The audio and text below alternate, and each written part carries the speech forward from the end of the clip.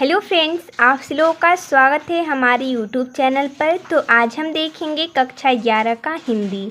तो हम इस वीडियो में साखी के पदों को देखेंगे। तो जैसा कि हमने पिछले वीडियो में इसके 5 पदों को देखा था, उसका व्याख्या भी किया था। तो चलिए हम इसके आगे की पदों को देखते हैं और उसके संग इसका व्याख्या भी समझते हैं। स्टार्ट करते हैं।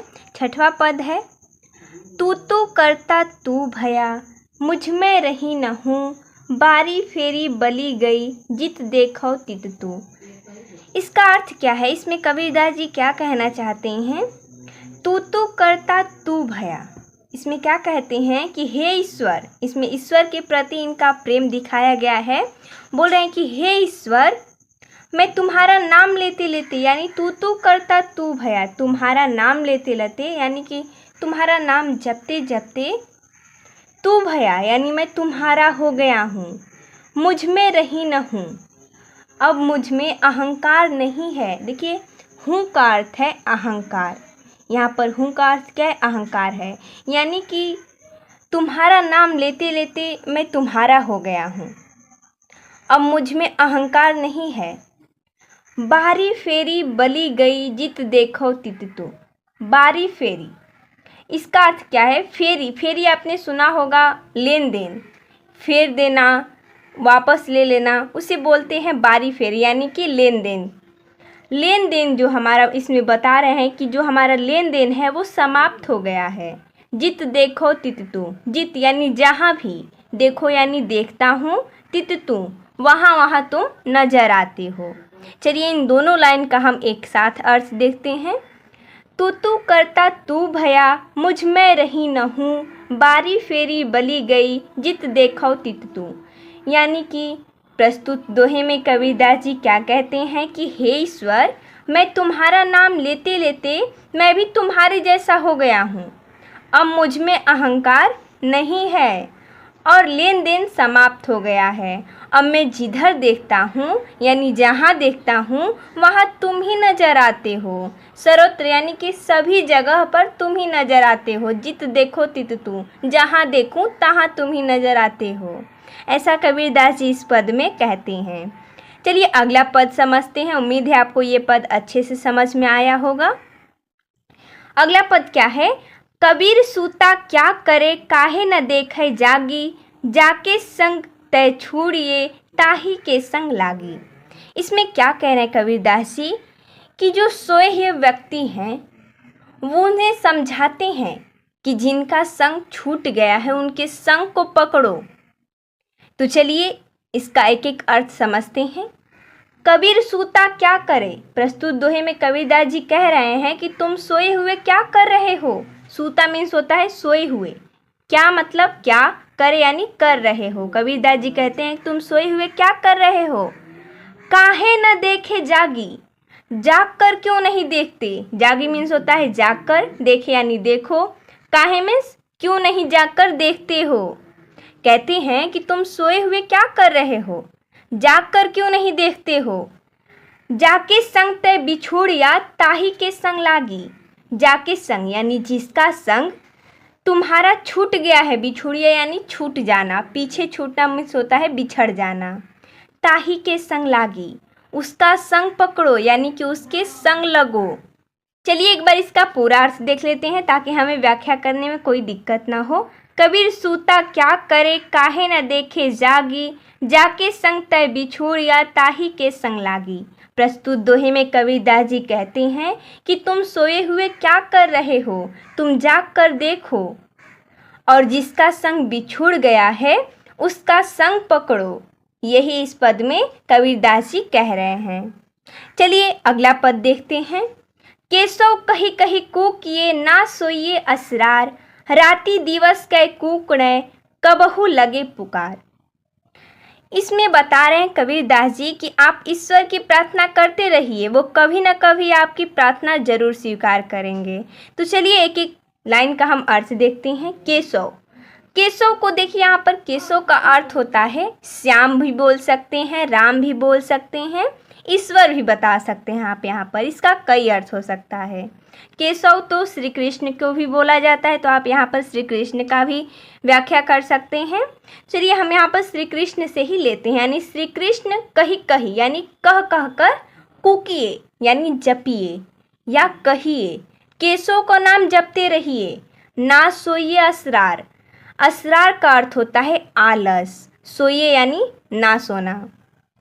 केशव कही कही को किए, ना सोइए असरार, यानी श्याम का नाम रटते रहिए, ऐसे आलस करके ना सोइए। राति दिवस कै कुकड़े, रात दिन उनका नाम जपिए, कबहू लगे पुकार, कभी तो आपकी पुकार सुनेंगे ईश्वर, ऐसा कबीरदास जी इस पद में कहते हैं। चलिए दोनों पद का एक साथ अर्थ देख लेते हैं। कैसो कही कही को किए, ना सोइए असरार, राति दिवस कै कुकड़े, कबहू लगे पुकार। प्रस्तुत दोहे में कबीरदास जी कहते हैं कि श्री कृष्ण के नाम की माला जपते रहिए, ऐसे आलस करके ना सोइए, रात दिन उनका नाम जपिए, कबहू लगे पुकार, कभी तो आपकी पुकार वो सुनेंगे, ऐसा कबीरदास जी कह रहे हैं। चलिए देखते हैं। दिया गया है, लंबा मार्ग दूरी घर, विकट पंथ बहुमार, कहो संतो क्यों पाइए, दुर्लभ हरि दीदार। इसका व्याख्या देखते हैं। इसमें कबीरदास जी क्या बताते हैं कि जो संत होते हैं वो कठिन तपस्या करते हैं। क्यों करते हैं? ईश्वर को पाने के लिए, उनके दर्शन के लिए। तो उन्हीं का यहाँ पर वर्णन कबीरदास जी कर रहे हैं। बोल रहे हैं कि लंबा मार्ग दूरी घर। लंबा मार्ग, मार्ग का अर्थ होता है मार्ग, मार्ग का अर्थ होता है रास्ता, यानी जो ईश्वर तक पहुँचने का रास्ता है वो बहुत लंबा है, क्योंकि उनकी जो मंजिल है, उनका घर है, वो बहुत दूर है। दूरी घर यानी बहुत दूर है। विकट पंथ, पंथ का अर्थ होता है पथ, पथ का अर्थ होता है रास्ता। तो जो रास्ता है वो बहुत ही विकट है। विकट का अर्थ होता है विपत्तियों से भरा हुआ। बहुमार, बहु मीन्स बहुत, मार यानी बधाए। जो पथ है यानी जो रास्ता है उसमें बहुत सारी विपत्तियां है और बहुत सारे बाधाएं हैं। कहो संतो, यहाँ पर प्रश्न पूछ रहे हैं, कहो संतो क्यों पाइए, यानी आप ईश्वर को कैसे पाएंगे। उनका तो जो हम घर है वो बहुत दूर है, बहुत लंबा मार्ग है। जो मार्ग है वो बहुत ही कठिन विपत्तियों से घिरा हुआ है, बहुत सारी उसमें बाधाएं हैं, तो आप कैसे पाएंगे उन्हें। उनका तो दुर्लभ हरि दीदार, दीदार का अर्थ होता है दर्शन करना। दुर्लभ यानी जिनको पाना बहुत ही मुश्किल हो, उन्हें हम दुर्लभ बोलते हैं। हरि दीदार, हरि का अर्थ होता है ईश्वर। बोल रहे हैं कि आप उन्हें कैसे पाएंगे, उनका तो दर्शन भी दुर्लभ हो गया है। चलिए इन दोनों का अर्थ देखते हैं एक साथ।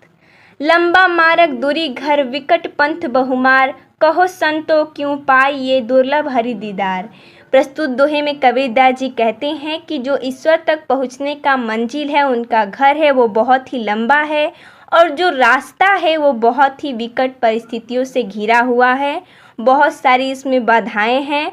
तो बताओ संतो कैसे पाओगे ईश्वर को, यानी उनके दर्शन कैसे करोगे। उनका तो दर्शन भी दुर्लभ हो गया है। किनका? ईश्वर का। हरि मीन्स होता है ईश्वर। अगला देखते हैं। यहू तन जालो मासी करो, लिखो राम का नाव, लिखड़ी करो करंक की, लिखी लिखी राम पठाओ। देखिए ये बहुत ही मोस्ट इम्पॉर्टेंट है, इस पर आप स्टार बना लीजिए।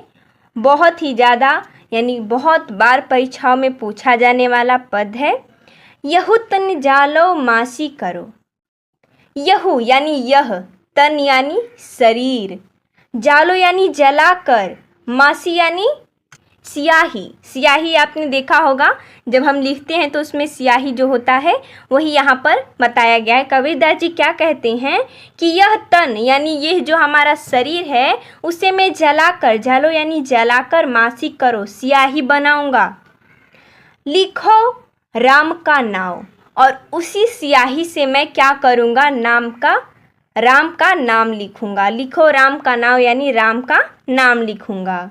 लेखड़ी करूँ करंक की, और जो लेखड़ी होगी, जैसे कि स्याही से तो राम का नाम लिखेंगे, और जो पेन रहेगा वो किस चीज़ का रहेगा? करंक की, यानी मेरी हड्डियों की। करंक का अर्थ होता है हड्डी। जो मेरी हड्डियां है उससे मैं क्या बनाऊंगा? आप बोल सकते हैं अपनी भाषा में पेन बनाऊंगा। और उसमें जो स्याही रहेगी उसे मैं अपने शरीर को जलाकर स्याही बनाऊंगा और उसी से राम का नाम लिखूंगा। लिखी लिखी राम पठाऊँ, और उससे राम का नाम लिखूंगा और राम के पास भेजूंगा, ऐसा कबीरदास जी कहती हैं। चलिए इन दोनों लाइन का अर्थ एक साथ देखते हैं ताकि हमें और अच्छे से समझ में आ जाए। यही तन जालो मसी करो, लिखो राम का नाव, लिखड़ी करूँ करंक की, लिखी लिखी राम पठाओ। प्रस्तुत दोहे में कबीरदास जी कहते हैं कि मैं यह शरीर को जलाकर स्याही बनाऊंगा और उससे राम का नाम लिखूंगा।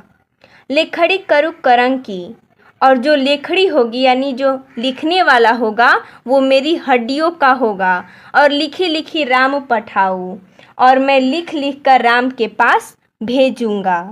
तो जैसा कि हमने इस वीडियो में 10 पदों को देखा, यानी 5 हमने पहले वाले वीडियो में देखा था और 5 इसमें।